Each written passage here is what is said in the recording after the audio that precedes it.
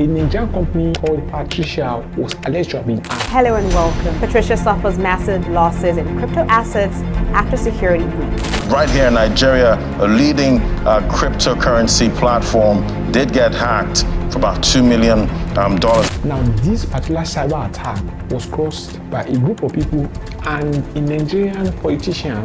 He was actually running as a candidate for a particular party at the gubernatorial election.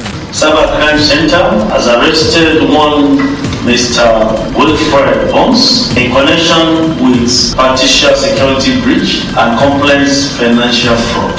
Money was actually traced through his compromised Naira asset. His involvement was alleged to have helped the hackers to launder over 50 million naira, that's about $60,000 originating from a total fraudulent sum of about 607 million naira from Patricia accounts through their cryptocurrency wallet. The arrests are also part of the complex things about this Patricia issue. People internally are seeing something and Patricia itself is seeing something different. When you bring all these things together, the arrests, the information you've heard internally, the information you've heard from Patricia, things don't add up. This particular startup is among a lot of companies in Nigeria that have started experiencing cyber attacks on a lately basis. In 2013, a major telecommunication company in Nigeria also faked cyber attacks. And it's not just startups, it's even bigger organizations like commercial banks and a lot of financial institutions actually. Recently, News released a report about fraud. It's only about 30% of all fraud cases or breaches are reported to regulators. Some cyber attacks that they faced, they were able to defend their network, but some they were able to get access through their network through what is called a distributed denial of service, that's DDoS. They also use phishing method and they use network intrusion. Yeah, so phishing focuses on the human factor. In cybersecurity, we said that the humans are the most important as well as the most vulnerable in the cybersecurity chain. The people who use phishing as a way of carrying out cybersecurity attacks focus on what are your vulnerable points. So phishing is just looking at you as an individual. What is most interesting to you? Because of this particular attack, the National House of Assembly, the legislators started making a bill to pass a law to regulate cyber crimes in Nigeria. Over $250 million is lost annually to cyber attacks in Nigeria. In fact, according to the African Cyber Security Report, Nigeria lost about $456 million in 2022 alone to cyber attacks. My name is Bolu and I'm a journalist, a writer. I started seeing people saying they've been having issues withdrawing their money or getting access to their assets on the platform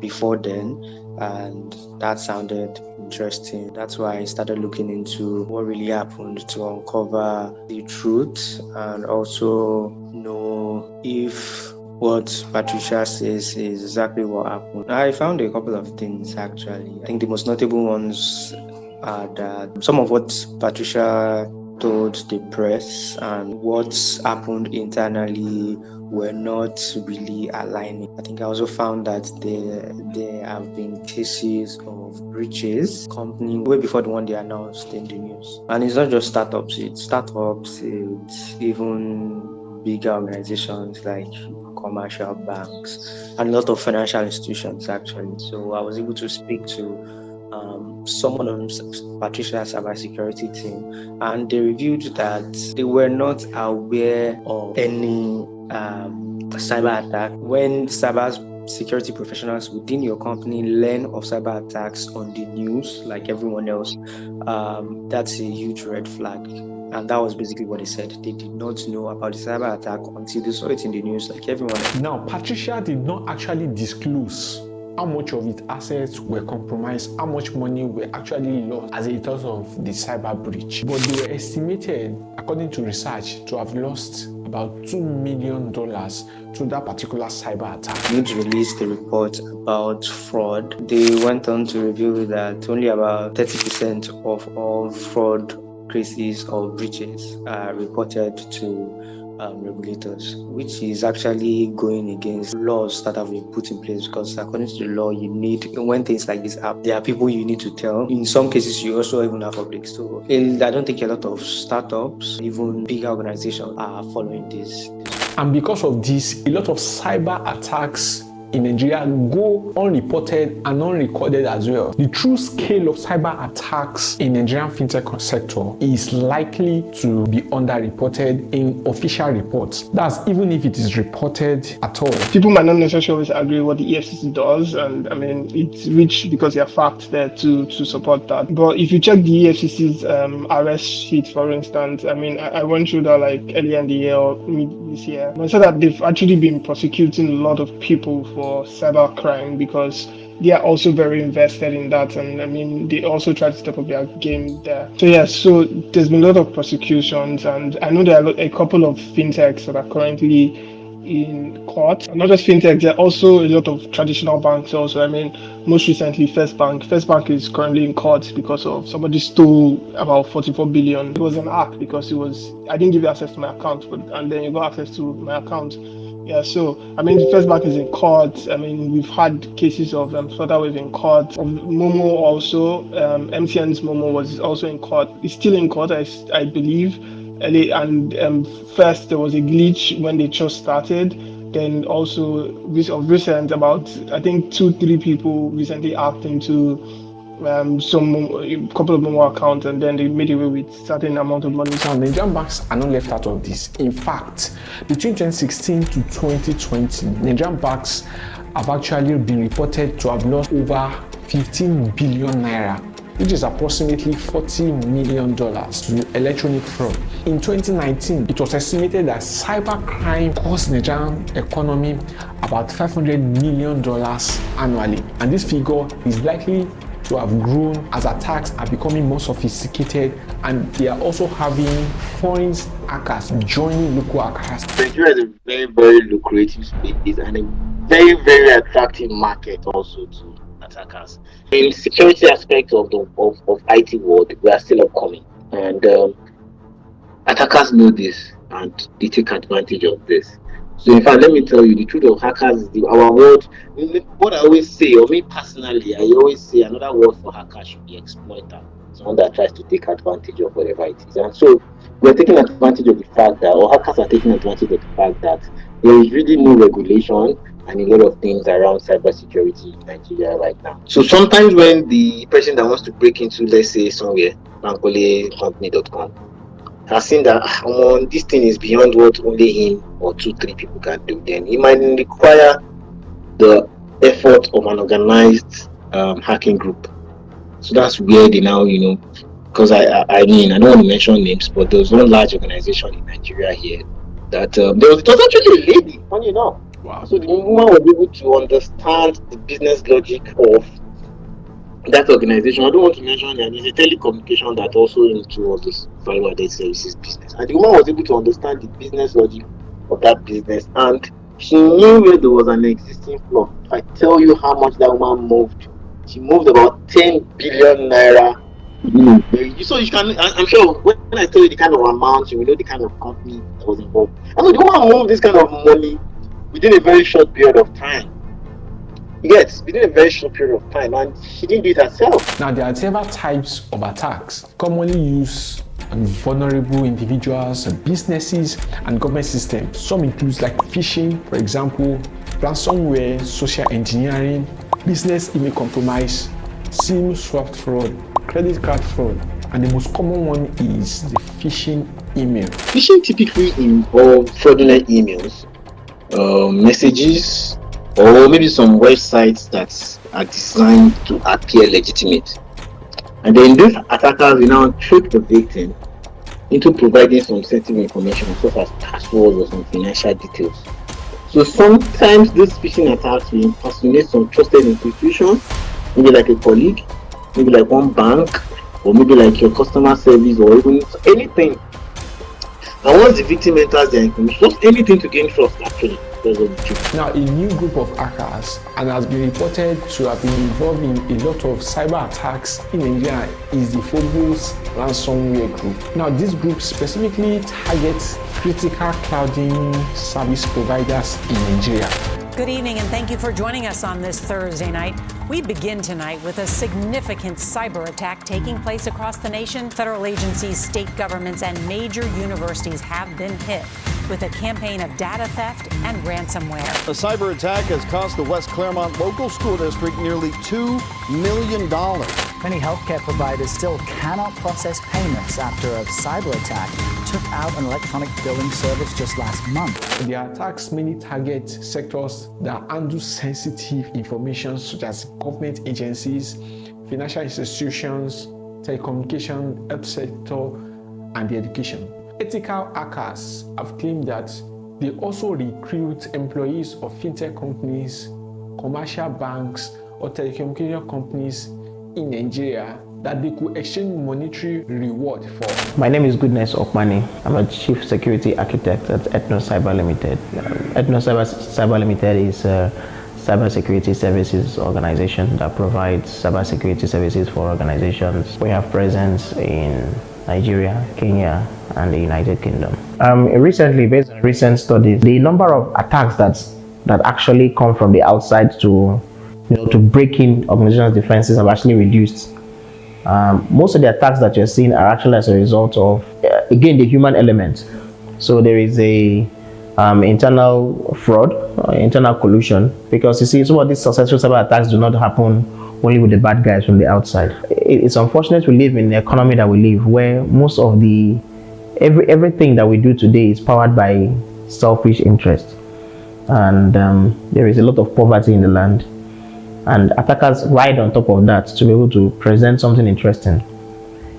We have been following a particular trend right here in Nigeria, where hackers are providing ransomware as a service. And ransomware as a service is they provide it for you to your organization, and they want you to even be part of their organization in the dark web. So they don't stress themselves trying to hack into an organization. They simply do recruiting. They recruit a member of the organization that is their target, bring them into their own organization. The person becomes a mole within the organization and gives them the assets that they really want, while they pay the person in dollars. So, and again, failing economy, poverty, economy that is going on the decline. All of these things are factors that make people susceptible to some of these things. So when they reach out, they identify the organization, they reach out to the specific people they want to, and then that internal collusion happens between the person in the inside and the person on the outside, and it leads to a successful cyber attack. It's something that we have seen based on our recent studies across different cyber attacks that have happened for organizations, and it's something that may keep on happening because of the unfortunate factors that we have all around us. Flutterwave, a prominent Nigerian fintech company with more than $1 billion, was hacked about 4 different times, losing over 11 billion naira according to reports. Now, a major cybersecurity incident in 2023 where approximately 2.9 billion naira, that's about $6.3 million, was allegedly stolen from its account. The lack of centralized authority leads to little and sometimes very conflicting regulations and makes it even harder for lawyers to properly fight these cases. My name is Adekunle Olaofe. I'm a legal practitioner called to the Nigerian bar in 2011, and over the course of my years practicing as a lawyer, I've worked with law firms and in-house counsel and act as in-house counsel.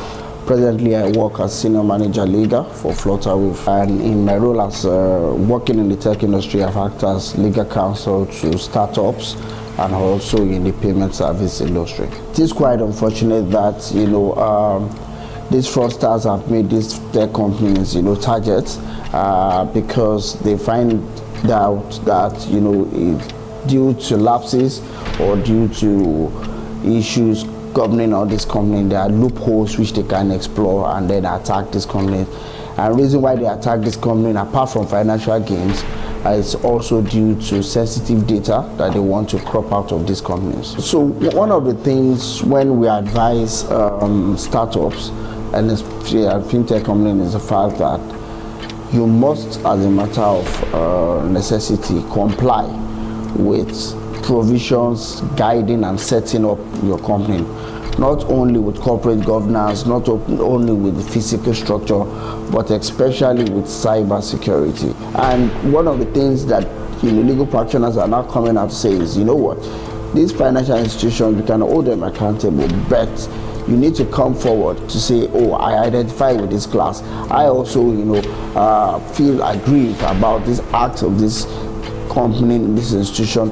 Then the class actions can definitely, because the laws in the country, the rules of court as of today, permit class action. According to Kaspersky Lab, a Russian multinational cybersecurity and antivirus provider, now they claim that Nigerians saw about 32% increase in cyber attack in 2023, and the number is expected to increase. For most of these acts to happen, there needs to be like a weak link in the company. There needs to be a weak link. I mean, for instance, Fitch recent reports on banks and what's happening with banks and their cybersecurity, all this thing.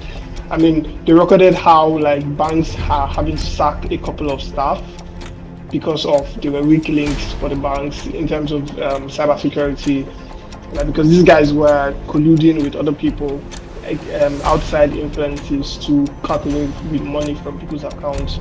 So yeah, so we have weak links, and honestly, I think for every successful cyber attack, definitely there was a weak link. So the weak link might be deliberate and might not just be deliberate. So there's need for a lot of digital literacy also.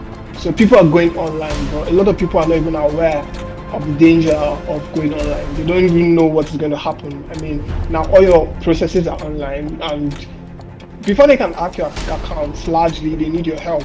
Just last year, over 80,000 bank customers were impacted by people getting access into their accounts. I mean, so this is still, I think that what is happening is cybercrime is still like in its nascent state in Nigeria. So there's still like a lot to be done. People are trying already. I mean, private sector is investing, banks are investing heavily in cybersecurity, and the government is trying what it can do.